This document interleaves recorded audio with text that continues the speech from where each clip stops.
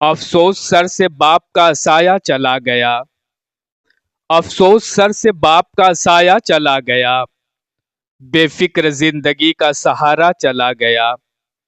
برکت تھی جس کے دم سے ہمارے مکان میں، برکت تھی جس کے دم سے ہمارے مکان میں، یعنی وہ برکتوں کا خزانہ چلا گیا۔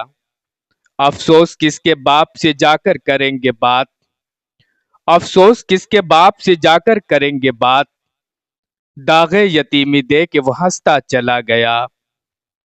کہتے ہیں کہ انسان کی پہلی محبت اس کی ماں ہوتی ہے، جو موت کی آخری ہچکی تک باقی رہتی ہے، لیکن میری پہلی محبت میرے ابو تھے، جن کو مرحوم کہتے ہوئے کلیجہ منہ کو آ جاتا ہے، جن کی آواز آج بھی میرے کانوں میں گونجتی ہے۔ مجھے تو اب بھی یقین نہیں آتا کہ میرے ابو اس جہان فانی کو الوداع کہہ چکے ہیں۔ آج بھی گھر میں قدم رکھنے پر ایسا لگتا ہے جیسے میرے ابو اپنے کمرے میں موجود ہیں، جو کہ اب اپنی خستہ حالی اور ویرانی پر بے بسی کے آنسو بہا رہا ہے۔ یوں تو میرے ابو بنارسی ساڑی کے ایک بڑے کاروباری کی شکل میں اپنی پہچان رکھتے تھے۔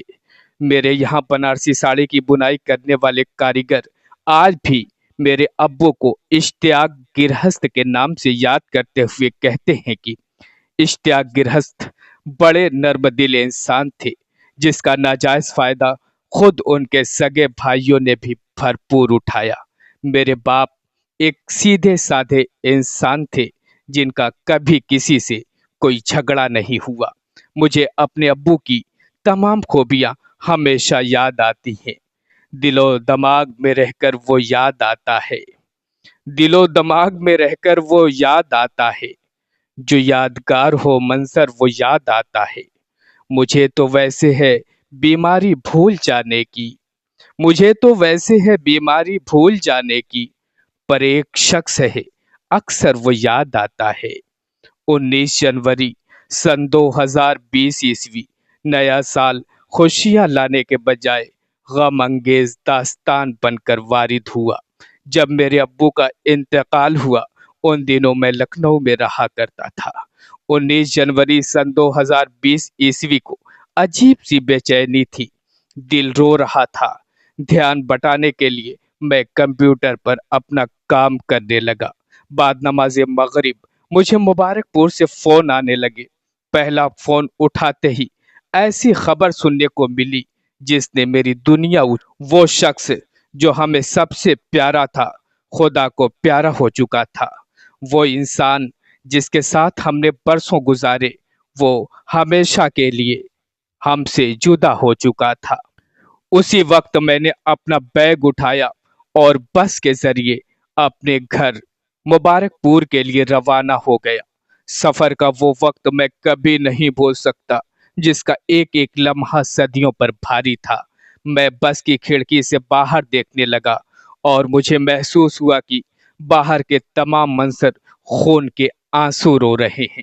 میرے ذہن میں ابو کی زندگی کے وہ تمام لمحات جو میں نے ان کے ساتھ گزارے تھے، یادوں کے ڈسپلے پر گردش کرنے لگے۔ میرے ابو اشتیاق احمد ابن حاجی عبدالحق اپنے بھائیوں میں سب سے بڑے تھے۔ میرے ابو کا یوم ولادت 1947 تھا۔ میرے ابو نے اپنی تعلیم مدرسے میں حاصل کی تھی۔ انہوں نے اسکول اور کالج کا کبھی منہ بھی نہیں دیکھا تھا، مگر اردو پڑھنے لکھنے کے ساتھ ساتھ ہندی اور انگلش بھی آسانی سے پڑھ لیتے تھے۔ ان کی خواہش کے مطابق ہی میں نے اردو سے ایم اے کیا اور پی ایچ ڈی کے لیے لکھنؤ چلا گیا، مگر ایک باپ اور بیٹے کی یہ خواہش ادھوری ہی رہ گئی۔ مجھے یاد آتا ہے کہ میرے ابو بعد نماز فجر روزانہ قرآن پاک کی باواز بلند تلاوت کیا کرتے تھے۔ 20 جنوری سن 2020 کی صبح میں میرے والد محترم کو محلہ پورہ دلہن مبارک پور کی ایک قبرستان باغ رشید میں سپرد خاک کر دیا گیا۔ نبض ڈوبی سانس اکھڑی ختم قصہ ہو گیا، نبض ڈوبی سانس اکھڑی ختم قصہ ہو گیا، اب ہمیشہ کے لیے بیمار اچھا ہو گیا۔